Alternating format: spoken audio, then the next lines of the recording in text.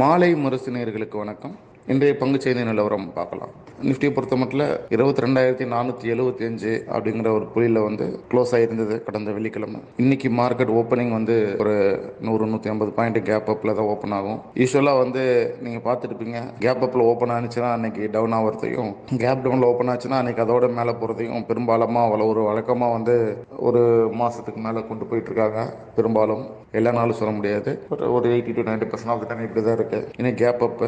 So சென்டிமெண்ட்லாம் அந்த மாதிரி செய்கிறவங்களாம் நிறைய இருக்காங்க. பட் அதை தாண்டி டெக்னிக்கலாக நீங்கள் பார்க்கும்போது மார்க்கெட் நான் ஒரு ஷார்ட் டேர்ம் ஃபோர்காஸ்ட், ஒரு ஸ்விங் ட்ரேடிங் ஃபோர்காஸ்ட் தான் கொடுக்க முடியும் ஆஃப்லைனில். ஏன்னா market in intraday each and every time சில ஒரு ட்ரெண்ட் கிடச்சதுன்னா அன்னைக்கு ஃபுல்லாக அப்படியே போயிட்டே இருக்கும். பார்த்தீங்கன்னா மார்க்கெட் பை அண்ட் டிப்ஸ் அப்படின்னு சொல்லும் போது இறங்கிட்டே தான் இருக்குது.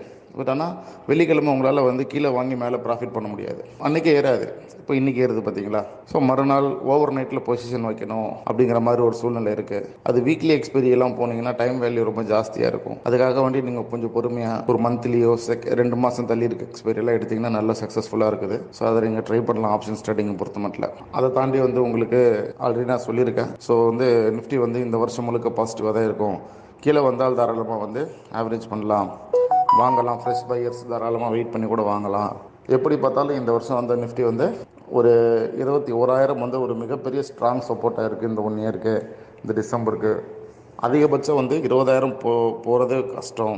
மார்க்கெட் மேல் நோக்கி வேணால் 25,000-26,000 போனாலும் ஆச்சரியப்படுறதுக்கு இல்லை இந்த வருஷம். ஸோ இது நான் எக்ஸ்பெக்ட் பண்ணுறேன். அட்லீஸ்ட் 24 இந்த டிசம்பருக்குள்ளே போய்டும் அப்படின்னு எதிர்பார்க்குறேன். 24,000.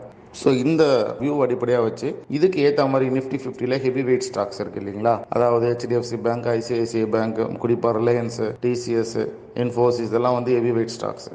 இந்த மாதிரி ஷேர்ஸ் எல்லாமே நல்லா பாசிட்டிவாக இருக்கிறதுக்கு வாய்ப்புகள் அதிகம். இல்லைனா நிஃப்டி பீஸ் அப்படின்னு சொல்லக்கூடிய ஒரு இண்டெக்ஸ் ETF ஃபண்டில் நீங்கள் இன்வெஸ்ட் பண்ணிங்கனாலும் உங்களுக்கு ஒரு சேஃப் பிளேவாக நிச்சயமாக இருக்கும். நன்றி, வணக்கம்.